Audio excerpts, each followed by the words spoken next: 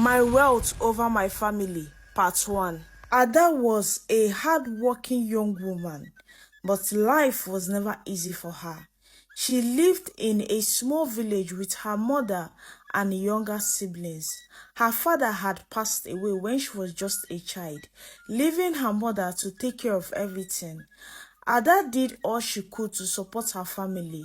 She worked hard every day, waking up early and going to bed late. Sometimes she would carry heavy load of firewood or walk miles to sell things in the market.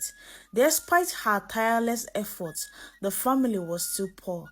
They often went to bed hungry, with little to no food to eat. Every time Ada looked at her sick mother and crying siblings, her heart broke. One morning, Ada woke up feeling weak and tired.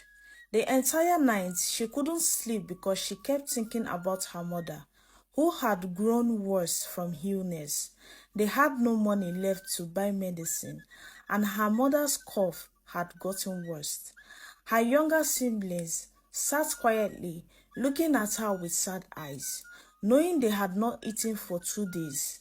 Ada's stomach growled loudly, but she couldn't feed herself when her family was starving. It seems like nothing was going right, and no matter how hard she tried, things never improved. Ada had tried everything, but nothing seems to work. She had taken up every job she could find, but the pay was never enough. She would go to the market to sell fruits, but people didn't have enough money to buy. She would clean houses for others, but the money she earned was just enough to buy a few vegetables for dinner. Despite her best efforts, there was always more months left than money. One evening, after finishing yet another long day of work, Ada sat in their small house, tears flowing down her face. She looked at her mother, whose body was now too weak to even sit up. "Why, God?" she whispered to herself. "Why is it always me?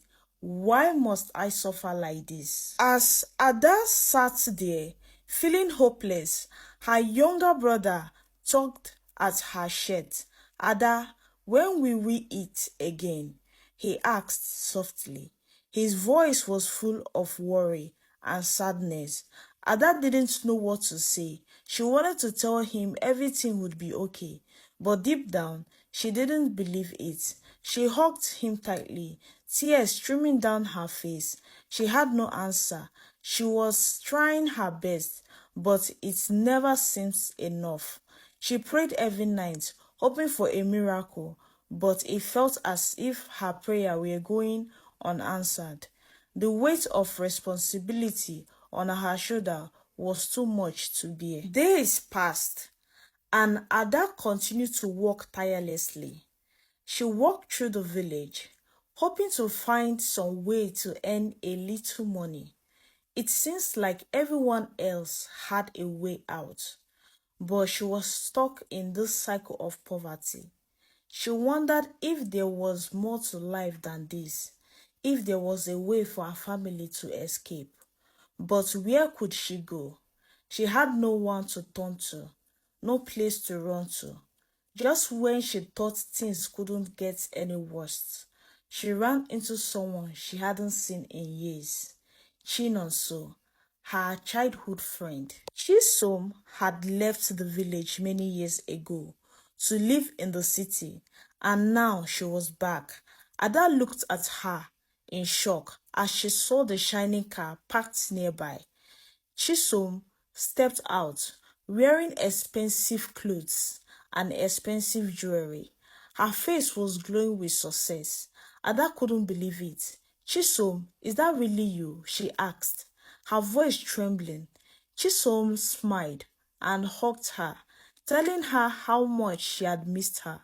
But Ada couldn't help but feel a little bit of jealous.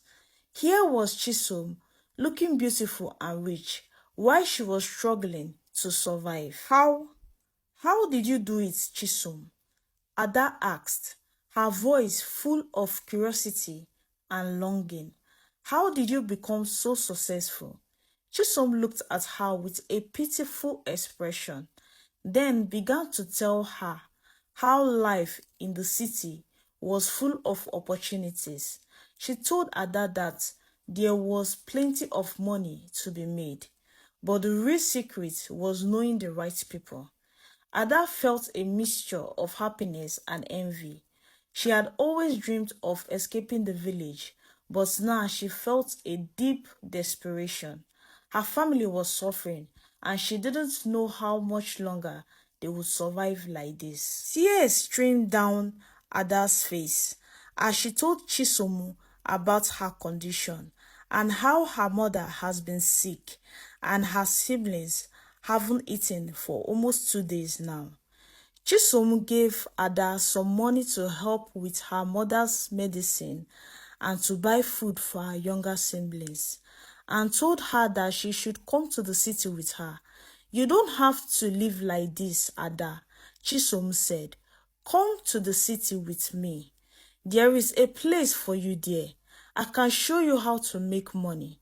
Ada looked down at the money in her hand. She felt a mist of emotion. She wanted to say yes, but at the same time, she felt unsure. Her mother had always warned her about the dangers of the city, but how could she say no to an opportunity like this? Later that evening, Ada sat down with her mother to talk about Chisom's offer. Her mother listened carefully, but her face was filled with concern. "Ada, you don't know what Chisom is really doing in the city," her mother warned. "I have a bad feeling about this. You don't trust people easily."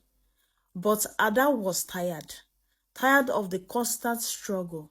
She didn't want to see her family suffer anymore. "Mother, I can't stand to see you sick. I can't bear to see my siblings hungry," she said, her voice shaking with emotion. "I want to help. I want to make a life for us. If this is the only way, then I have to take it." Her mother sighed and nodded, but deep down, she was worried. "Think carefully, Ada. Pray for guidance," she said softly. But Ada was already certain. She had made up her mind. She would leave for the city. She would do whatever it takes to escape poverty. The next day, she packed her bag and said goodbye to her family, promising that she would come back once she had made enough money. As she hugged her siblings, her heart felt heavy, but she was determined. She climbed into Chinonso's luxurious car and left the village, hoping that this was the beginning of a better life.